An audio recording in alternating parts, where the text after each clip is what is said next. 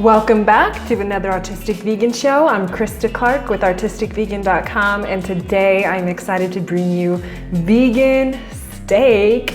And this is a vegan supplement to steak, and you can use it for your carne asada, you can use it for your fajitas, or you can just serve it up with some steak and some potatoes and salad, or however your heart desires. You can have it in a big piece or in strips.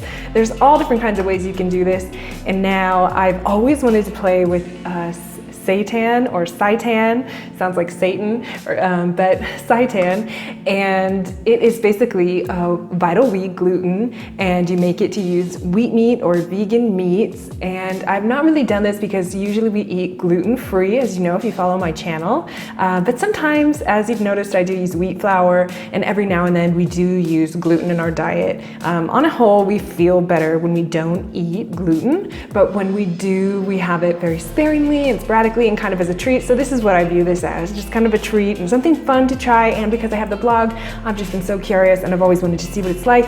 So I made it the other night for us for dinner, and it was fantastic. Gerald came over and said, it looks like steak, and it tastes like it too. You really won't need very many ingredients. You can always add different things to adjust to your taste, but this is how I made it, and this is how I'm gonna make it for you guys today.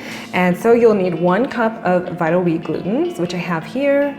And this recipe does double well and triple well, so feel free to increase as needed. Then if you have smoked paprika, do use that. I have regular, just Spanish paprika, so I'm gonna use 2 teaspoons of that. And about half a teaspoon of garlic and onion powder. And then you want 1 to 2 tablespoons of vegetable broth powder. Now I make our own, so I already know it's pretty low in sodium.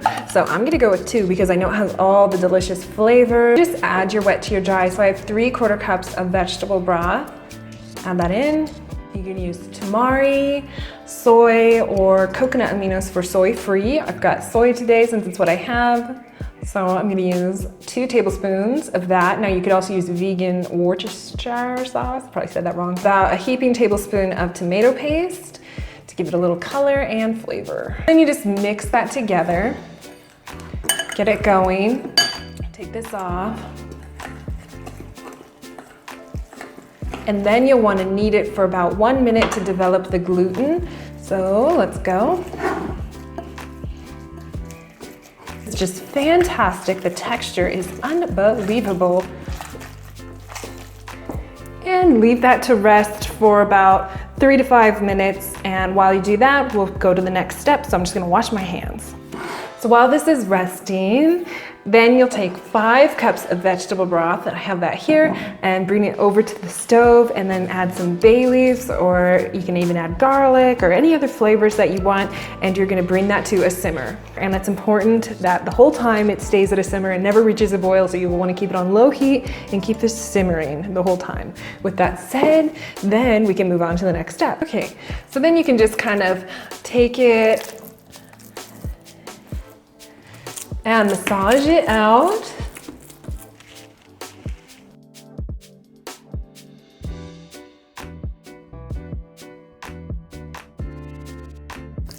To your desired thickness, and it will kind of stretch back. So once you get your quasi-circular shape, and then you can cut it into 4 pieces.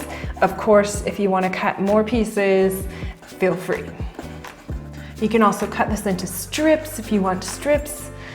So that part is up to you. And then you take it and you can start massaging it out into your steak piece. You can also use a potato masher or a meat tenderizer, so whatever you'd like there. So just kind of mash out each piece into our steak shape.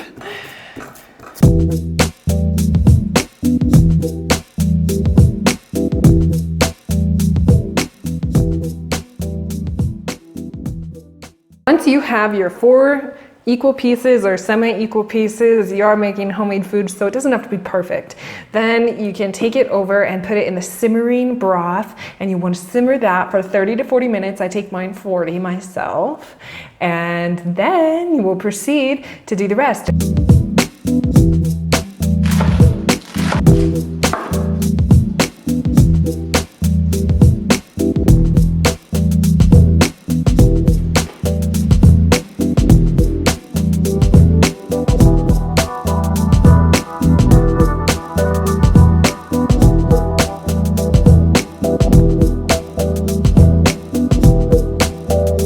40 minutes, drain the excess liquid off, and then take each piece and press the excess liquid out. And then just transfer that to a plate, and there you go. And then you can also put them in a little bit of marinade. You can do this for a long time or just for a couple minutes, and that'll work too. And then we'll proceed to go over and grill them. So I'm only gonna do half today, so I'm just gonna do 2 and then save the other 2 for another day. So into the marinade, and I'm gonna set them in there for a couple minutes on this side, flip them, and a couple minutes on that side, and then heat up about a tablespoon of coconut oil over on a pan, and we'll move over to the stove, and then you just sear them until they're golden on each side, whatever that's like for you. You could do it on hot heat or lower heat.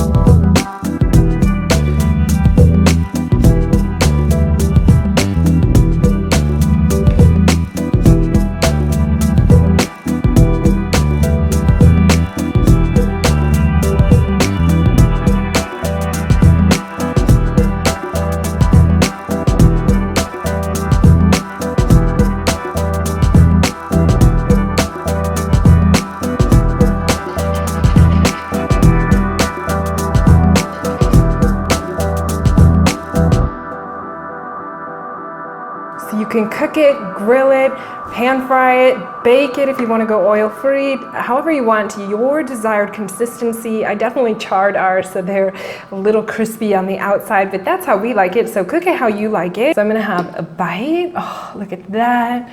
Maybe dip it in a little mashed potatoes and gravy. Mmm. Mmm. It cuts really well, and it's just full of flavor. Crispy on the outside, moist and tender on the inside. It's full of flavor from the marinade and from everything we made it with. You can also use some A1 sauce if you want. I didn't have any, but of course you could. And yeah, so just enjoy your delicious plant-based meal from my home and heart to yours. Namaste, sweet friends. This has been Christa with artisticvegan.com.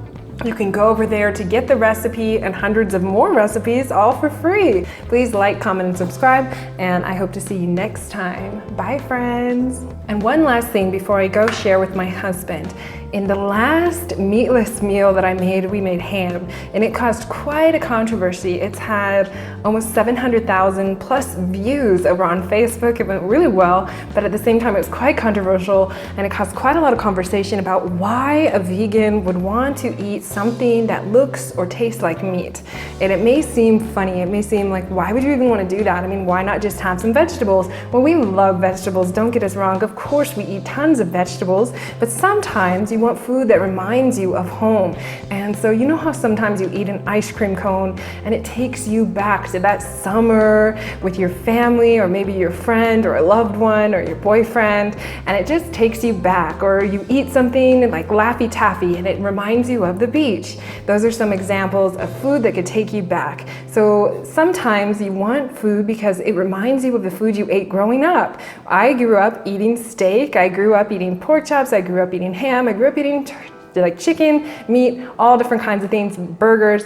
And so sometimes when you go meatless or plant-based, you want an alternative. And so that's why there's veggie burgers, there's veggie sausages, there's vegan cheese. A lot of these things help you make things that you're used to, and then you can veganize it. And it makes it really wonderful and easy. So that's some of the reasons. And then other reasons obviously are for less cruelty and more compassion for animals and for the world.